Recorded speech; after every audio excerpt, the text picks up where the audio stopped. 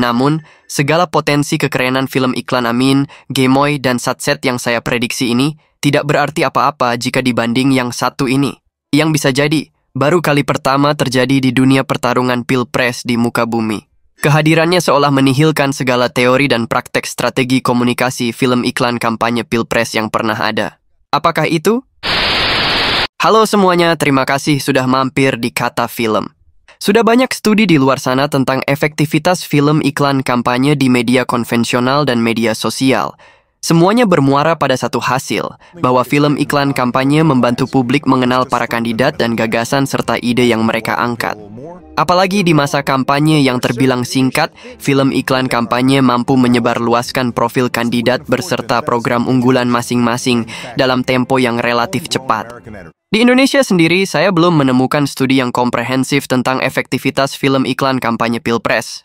Namun, jika menilik dari pilpres ke pilpres, film iklan kampanye menjadi instrumen wajib dalam meraih simpati publik pemilih.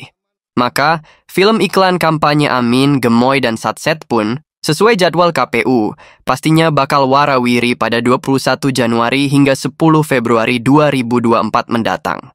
Seperti yang pernah saya prediksi di konten sebelumnya, bakal rupa film iklan kampanye 3 pasangan calon presiden dan wakil presiden, ini sama-sama memiliki potensi menjadi keren. Terlebih ketiga paslon sudah memiliki aset berupa ciri khas yang sudah cukup dikenal publik, terutama di kalangan generasi milenial dan Z, kelompok pemilih yang paling diperebutkan cintanya.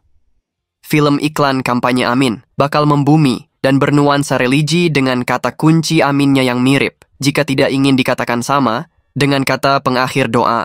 Film iklan kampanye Amin juga paling mungkin menyentil sisi negatif paslon Gemoy. Hal ini sesuai fakta Capres Amin di 2 debat pilpres yang konsisten menyerang Capres Gemoy. Tapi dalam kenyataannya Pak, ketika Bapak memimpin di Kementerian Pertahanan, banyak orang dalam pengadaan alutsista. Ketika ada pelanggaran etika dan Bapak tetap jalan terus dengan cawapres yang melanggar etika. Food estate singkong yang menguntungkan kroni, merusak lingkungan, dan tidak menghasilkan. Studi juga membuktikan bahwa film iklan kampanye negatif, yaitu mengungkap sisi negatif atau kekurangan kandidat pesaing berdasarkan fakta, sangat efektif mempengaruhi keputusan pemilih, bahkan mampu membuat pemilih loyal berpindah ke lain hati. Sementara film iklan Gemoy, berdasarkan teori konsistensi iklan kampanye, semestinya tampil dalam bentuk full animasi sesuai karakter paslon Gemoy di billboard mereka. Perupaan tak lazim ini bakal menjadikannya film iklan kampanye yang segar menghibur, yang pernah ada dalam sejarah Pilpres Indonesia. Meski kemudian banyak suara-suara yang menyebut pencitraan Gemoy buyar, saat Capres Gemoy menunjukkan karakter diri yang emosional dalam 2 debat Capres lalu, bahkan hingga pasca debat. Etik. Enggak semua etik.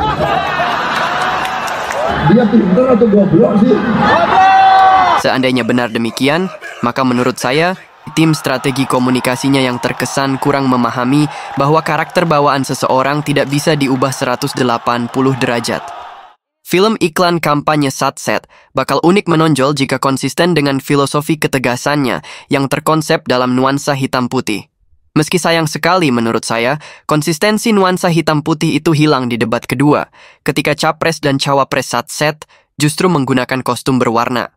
Namun, segala potensi kekerenan film iklan Amin, Gemoy, dan Satset yang saya prediksi ini tidak berarti apa-apa jika dibanding yang satu ini, yang bisa jadi baru kali pertama terjadi di dunia pertarungan pilpres di muka bumi.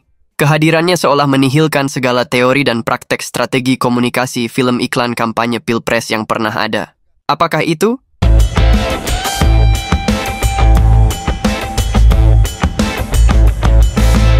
Ia adalah video santap malam Menhan Prabowo sekaligus Capres Gemoy dengan Presiden Jokowi 2 hari menjelang debat Capres kedua.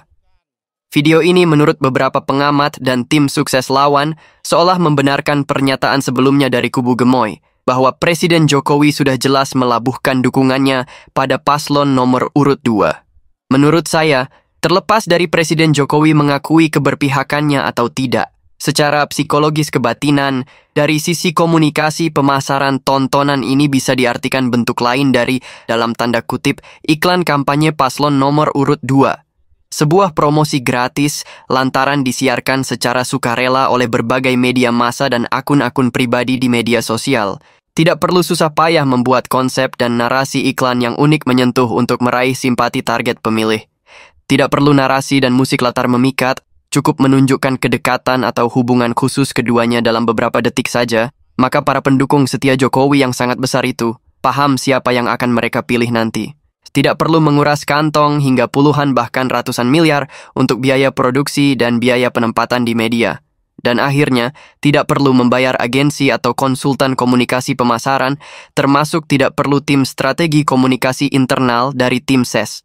Mantra saktinya ada di sosok Jokowi yang memiliki tingkat kepuasan publik atau approval rating atas kinerjanya di atas 70%. Saya bayangkan, terlepas ada atau tidak aturan mainnya, jika cuplikan-cuplikan video kebersamaan Presiden Jokowi dan Menhan Prabowo sekaligus Capres Gemoy dijadikan sebuah film iklan kampanye tak resmi, alias bukan dari tim SES, maka sekeren apapun film iklan kampanye Amin Satset, bahkan Gemoy sendiri bakal lewat dari sisi daya bujuknya. Bagaimana menurutmu? Silakan sampaikan di kolom komentar untuk pembelajaran kita bersama. Terima kasih sudah menyimak.